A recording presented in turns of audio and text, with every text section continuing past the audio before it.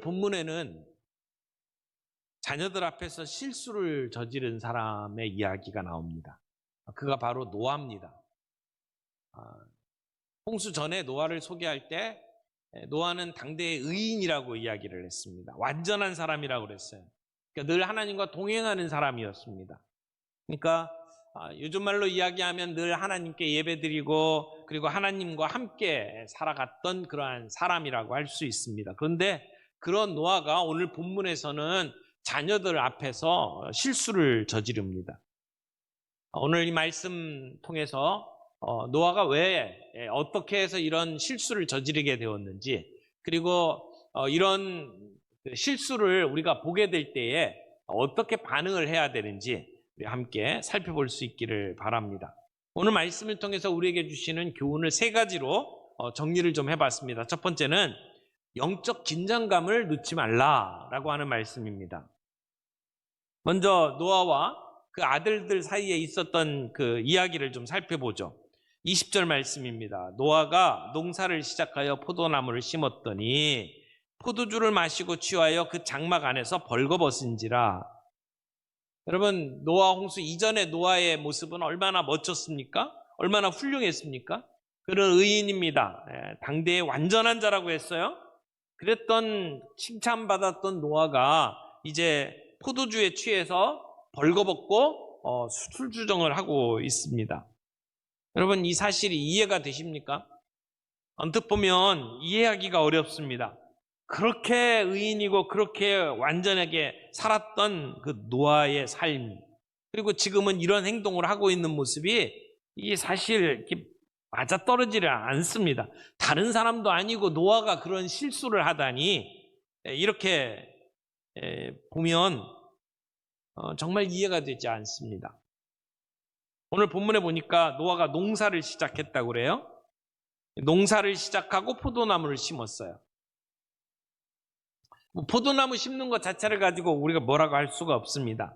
또 포도 열매를 거두고 나서 그걸 가지고 포도주를 담궜어요. 그리고 만들어서 마셨습니다. 여기까지 문제될 것은 없습니다. 그런데 마시고 취해서 지금 주사를 부리고 있는 게 문제죠. 여기에 본문 안에서 노아가 상습적으로 술을 마셨는지 안 마셨는지 그건 잘 모르겠어요. 아니면 생전 처음 포도주를 만들어서 지금 포도주에 취했는지도 모릅니다. 홍수 이후에 너무나 끔찍한 사건을 경험을 했기 때문에 그 고통을 잊어버리려고 포도주를 마시다가 습관이 되었는지도 모르고요. 아니면 포도나무를 재배하고 첫 번째 포도주를 담가서 이게 무슨 맛인지 알아보기 위해서 마시다가 자기도 모르게 취했을 수도 있습니다. 어쨌든 노아는 포도주에 취했습니다. 그리고 벌거벗은 채 장막에서 자고 있습니다. 술을 먹고 취하면 사람들마다 이렇게 반응이 다르죠. 어떤 사람은 말이 없어지고, 어떤 사람은 고래고래 소리를 지고, 어떤 사람은 옷을 벗습니다. 노아는 옷을 벗는 주사가 있었던 것 같아요. 근데요, 그렇게 칭찬받던 노아가, 그렇게 의인이고 하나님과 동행하던 노아가 그의 이름에 걸맞지 아니한 지금 행동을 취하고 지금 추태를 부리고 있습니다. 이것을 통해서 우리가 기억해야 될 것이 하나 있습니다. 누구든 노아가 아니라 노아 할아버지라고 할지라도 긴장을 놓치고 깨어있지 아니하면 누구나 실수할 수 있다라고 하는 사실입니다. 특별히 어렵고 힘든 때보다는 이렇게 평안할 때, 풍요로울 때 더 잘 넘어질 수 있습니다. 영적 긴장이 풀어지면 누구든 이렇게 실수할 수가 있습니다. 노아는 그동안 방주를 짓느라 고생 많이 했습니다. 사람들의 무시와 핍박을 받으면서 이 일들을 하니라 얼마나 마음고생을 했겠습니까? 그런데 그 힘든 시간이 지나고 여유로운 생활이 되었습니다. 이제 농사를 짓고 수확도 했습니다. 이제는 좀 쉬어도 되잖아요. 이제는 좀 마시고 즐기자. 그러다가 지금 이 상황에 처하게 된 것입니다. 여러분, 성경을 읽다 보면 성경 안에 이런 사람의 어두운 면들을 아주 과감 없이 기록을 해놓은 것을 보게 되죠. 창세기를 읽다 보면 거기에 뭐 아브라함 이야기만 봐도 아브라함이 자기의 아내를 아내라고 하지 않고 자기 누이라고 사람들에게 속인 일들도 나오죠. 야곱은 눈이 어두워진 아버지를 속이고 그리고 축복권을 따내는 그런 이야기를 하고 있습니다. 유다 이야기는 더 황당합니다. 자기 며느리를 범해서 잉태케 하는 그러한 죄를 짓게 됩니다. 성경을 읽다 보면 뭐 이런 걸 다 기록을 해놨나 싶은 그러한 대목들이 있습니다. 그래서 믿음이 약한 사람들은 그런 본문을 보게 되면 당황하면서 더 이상 성경 읽기가 꺼려지는 그러한 경험들을 하게 되죠. 그러나 처음에는 이런 부분들이 이해가 가지 않고 답답했는데 시간이 지나면서 곰곰이 생각해 보니까 이게 인간의 참 모습이라고 하는 생각이 들었습니다. 그래서 성경이 진정성이 있구나. 여러분, 누군가 어떤 전기를 쓴다고 하면 그 영웅담, 그 사람의 좋은 면들만을 쓰지 그 사람의 악한 면, 어두운 면들은 다 빼먹잖아요. 용비어천가, 왕을 높이기 위해서 쓸 때는 왕에게 해되는 거는 다 빼놓고 그 사람의 업적을 남기면서 글을 씁니다. 성경은 그런 용비어천가가 아니에요. 성경이 아무리 우리에게 뭐 존경할 만한 믿음의 그러한 선배들을 소개를 하면서도 그들의 약점이나 그들의 실수에 대해서는 거리낌 없이 기록을 하고 있습니다. 이것이 성경이 가지고 있는 진정성이라고 말할 수 있습니다. 이것 하나만을 가지고도 우리는 성경의 위대한 권위를 느낄 수가 있다고 믿습니다. 근데 오늘 본문 이야기를 정리를 하면서 몇 가지 우리가 깨달을 수 있는 것은 인간은 죄인이라고 하는 것입니다. 아무리 의롭고 아무리 은혜를 많이 받았고 아무리 사람들에게 성자처럼 존경받는 사람이라고 할지라도 인간은 인간입니다. 그래서 로마서 3장 10절 이후에 보게 되면 의인이 없다, 한 사람도 없다, 깨닫는 사람도 없고 하나님을 찾는 사람도 없다고 고백을 합니다. 설교의 황제라고 이야기하는 스펄전 목사님이 이런 말을 한 적이 있어요. 만약에 하나님이 5분만 손을 놓고 계신다면 우리의 몸은 죄를 만들어내는 공장과 같다. 하나님이 손을 대시지 않으면 하면 우리는 죄 짓는 공장이 될 것이다 라고 말을 하죠. 하나님이 우리를 붙들어 주시지 아니하면, 하나님의 말씀이 우리를 붙들지 아니하면 우리의 몸은 언제 죄에 빠질지 모릅니다. 노아가 이 정도라면 우리는 오죽하겠습니까? 그래서 베드로전서 5장 8절 말씀에 우리 보고 이렇게 권면합니다. 항상 근신하고 깨어 있어라. 대적 마귀가 우는 사자와 같이 두루 다니며 삼킬 자를 찾고 있다. 그러니까 깨어 있어라 라고 말씀합니다. 고린도전서 10장 12절에는 그런즉 선줄로 아는 사람들은 넘어질까 조심하라. 그렇게 권면합니다. 마태복음에서는 시험에 들지 않게 깨어서 기도하라고 권면하고 있습니다. 여러분, 우리가 어떤 존재인지를 늘 기억해야 합니다. 내가 생각한 것보다 훨씬 악한 존재라는 것을 우리가 깨달아야 합니다. 그게 복음의 핵심입니다. 그럴 때 우리는 겸손해질 수 있습니다. 복음을 아는 사람은 겸손할 수밖에 없습니다. 왜?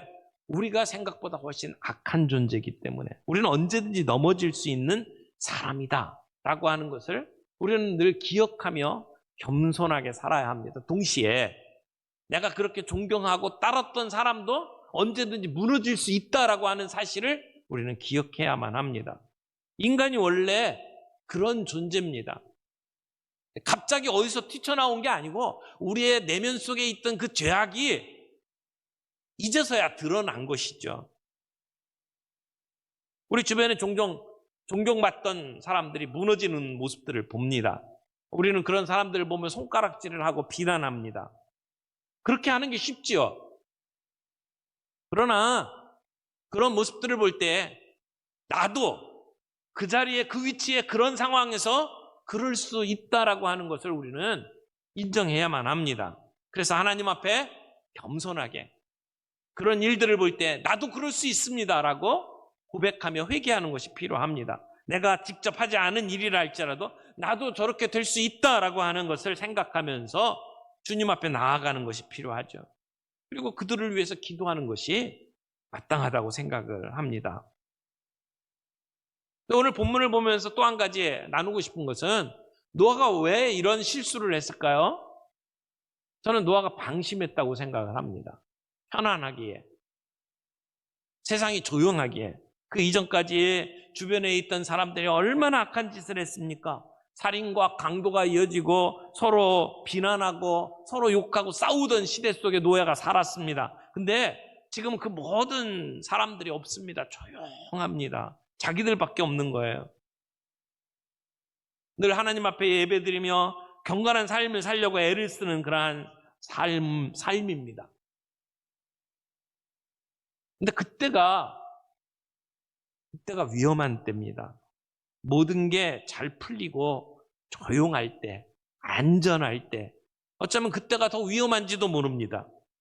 여러분, 삶이 힘들 때 교만한 사람 많지 않습니다. 삶이 힘들면 겸손해집니다. 하나님 앞에 무릎을 꿇습니다. 하나님을 붙들 수밖에 없습니다. 그런데 일이 잘 풀릴 때, 직장에서 사업이 잘 되고 그리고 돈도 벌고 건강하고 그리고 내가 계획했던 대로 일들이 잘 돌아갈 때, 누군가 내 뒤를 봐주는 선배가 있고 든든한 사람이 있을 때, 그때 우리의 목이 뻣뻣해집니다. 어깨가 으쓱해집니다. 그리고 교만해집니다. 노아가 너무나 평안하고 그리고 모든 일이 잘 돌아간다고 생각할 그때에 방심했던 것입니다. 오늘 우리의 삶 속에 우리의 삶이 힘들고 어려운 고통으로 점철되더라도 우리는 무릎을 꿇어야 하고, 우리의 삶에 우리가 계획했던 대로 일이 잘 돌아간다고 하더라도 우리는 더 기도해야 합니다. 언제 우리가 교만해지고 언제 우리가 방심해야 하게 될지 모르기 때문에 그렇습니다. 두 번째, 우리가 이 본문 안에서 붙잡아야 될 교훈은 허물을 덮는 그 사랑으로 관계를 세우라라고 하는 말씀입니다. 본문은 단지 노아의 실수만을 기록하고 있지 않습니다. 노아의 아들들이 어떻게 반응했는지가 자세히 기록되어 있습니다. 노아의 반응들이 어떻게 했습니까? 두 가지 반응으로 나누죠. 함의 반응과 그다음에 셈과 야벳의 반응입니다. 함의 반응은 한마디로 이야기하면 관계를 허무는 반응이고, 셈과 야벳의 반응은 관계를 세우는 반응이었습니다. 22절 보겠습니다. 가나안의 아버지 함이 그의 아버지의 하체를 보고 밖으로 나가서 그의 두 형제에게 알림해. 여기 보니까 함이 아버지의 하체를 보고 밖에 나가서 두 형제에게 알렸다고 이야기를 합니다. 노아가 실수를 했습니다. 함은 그 실수를 봤습니다. 그리고 그 사실을 남은 형제들에게 말했습니다. 오늘 본문 안에서 22절에 두 단어가 나오는데, 하나는 보고, 여기 그 아버지의 하체를 보고 할 때 이 보다라고 하는 말하고, 그 뒤에 그의 두 형제에게 알림해라고, 알리다라고 하는 이 두 동사를 좀 주목해 보시기를 바랍니다. 여기 보았다라고 하는 히브리어는 그냥 단순히 이렇게 봤다라고 하는 의미가 아니에요. 보고 즐겼다라는 의미의 동사예요. 그러니까 지나가다가 슬쩍 봤다는 얘기가 아니라 흥미있게 계속해서 의도를 가지고 주목했다라는 얘기예요. 그러니까 의도를 가지고 천천히 뜯어봤다라고 해석을 하는 것이 맞다고 봅니다.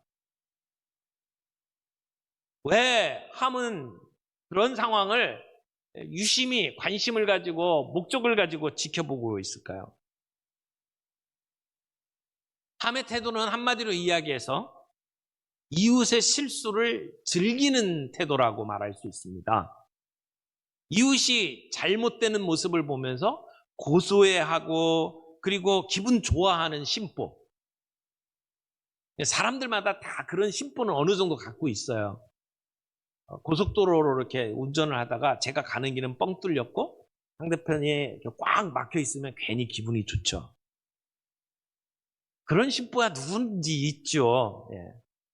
그런데 내 주변에 있는 사람들이 당하는 부끄러움, 그들이 가지고 있는 그러한 어려움을 보면서 그걸 도와줄 생각은 하지 아니하고 그 실수를 내가 보면서 즐기고 있는 것은 우리의 마음속에 죄악이 가득하기 때문이라고 말할 수 있습니다. 그의 그 관심사 속에는 그를 사랑하는 마음이 없습니다. 그런데 이 본문 안에서 봤다라는 것보다 더 문제가 되는 부분은 뒤에 나오는 단어예요. 알렸다라고 하는 단어죠. 이 알렸다라고 하는 히브리어 그 단어는 폭로했다라는 의미를 가지고 있어요. 폭로했다, 보고했다 그런 의미예요. 그러니까 여기 하체를 봤다라고 하는 것이 뭐 학자에 따라서는 어떤 성적인 어떤 그러한 그 연관성을 가지고 해석을 하기도 합니다. 그래서 뭐 동성애적인 문제가 여기에 있었다라고 해석을 하기도 합니다만은 그 의미가 확실치를 않아요. 그래서 그 봤다라고 하는 의미가 뭔지에 대해서 우리가 확대해서 해석하고 싶지는 않습니다만은 그 뒤에 나오는 알렸다라고 하는 이 동사는 이 함에게 있어서 큰 문제가 됩니다. 아버지가 벗고 있는 그 부분은 사실이에요. 근데 사실을 사람들에게 지금 알고 있는 함은 문제가 있는 겁니다.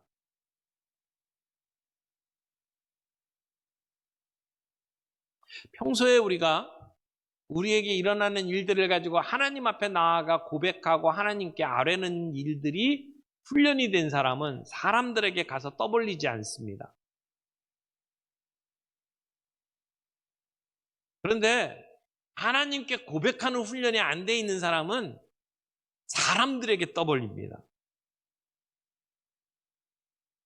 근데 그냥 떠벌리지 않아요. 우리는 포장을 합니다. 참, 이 집사님이 정말 어려운 일을 당했는데 너희들만 알아. 다른 사람에게 얘기하지 말고. 그러면서 그 얘기를 이렇게 이야기해요. 그냥 얘기하는 것도 아니에요. 또 얘기하다 보면 거기다가 보태기도 하고 빼기도 합니다. 그리고 내 생각을 거기다 집어넣어요. 판단을 하는 겁니다. 그래서 굉장히 걱정을 해주는 것처럼 포장을 하지만 실제로는 그 사람을 욕하고 그리고 그 상황을 즐기고 있는 겁니다.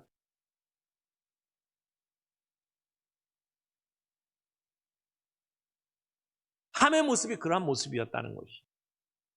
그러면 다른 형제들은 어땠습니까? 셈과 야벳의 모습은 23절에 나옵니다. 우리 23절 보겠습니다.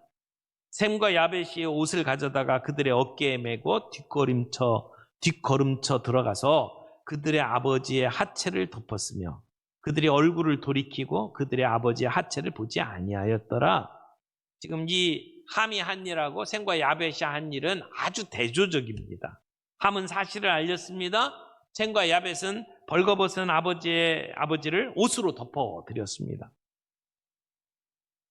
여기서도 의도적으로 사용한 표현이 있습니다. 23절에 보면 옷을 가져다가 자기들의 어깨에 메고, 이 어깨에 메고라고 하는 표현은 봉사하는 종의 태도를 보여주는 그러한 표현입니다. 히브리 사람들이 가지고 있는 문화에 이런 표현들을 사용을 하는 것은 봉사하는 종의 모습에 걸맞는 표현이라는 것입니다.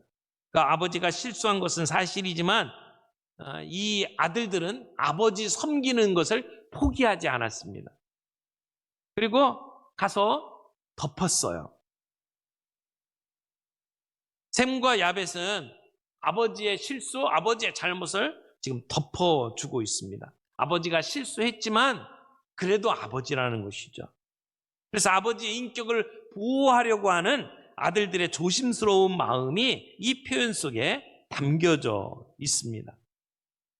셈과 야벳은 아버지의 이야기를 듣고 함에게 같이 맞장구 치지 않았습니다. 그렇다고 그냥 모른 체 하지도 않았습니다. 적극적으로 그 허물을 감싸기 위해서 애를 썼습니다. 그래서 옷을 가져다가 아버지의 하체를 덮었습니다. 그것도 눈으로 보지 않기 위해서 뒷걸음질 쳐서 방에 들어갔다고 기록을 하고 있습니다. 그러니까 아버지의 수치를 자기의 수치라고 생각하지 아니하고 적극적으로 덮어주고 감당하는 그러한 모습을 보여준 것입니다. 심지어 셈과 야벳은 함을 야단치지도 않았습니다. 그냥 조용하게 아버지를 덮어드렸습니다. 베드로전서 4장 8절에 사랑은 허다한 죄를 덮는다라고 말을 합니다. 허다한 죄를 덮어주는 거예요. 지금 셈과 야벳이 이 덮어주는 것 밑에는 아버지를 향한 사랑이 있는 것을 알 수 있습니다. 여러분, 누가 나의 그 허물을 들추어내어서 그래서 흉을 보면 마음이 아프죠. 반면에 나를 이해해주고 나를 감싸주는 사람을 보면 눈물납게, 눈물겹게 고맙지 않습니까? 사실은 예수님이 이 땅에 오셔서 우리를 해주신 일이 바로 그 일입니다. 예수님은 이 땅에 우리의 죄를 폭로하러 오신 분이 아닙니다. 예수님은 우리의 죄를 감당하기 위해서 오셨습니다. 여기에 우리를 향한 하나님의 사랑이 있습니다. 그 사랑이 우리의 허물을 덮습니다. 오늘 예수의 제자로 살아가는 우리들이 형제들의 허물을 덮고 그 허물을 감당할 수 있는 은혜가 있기를 바랍니다. 그래서 사람을 살리고 관계를 세워주는 역사가 있기를 바랍니다.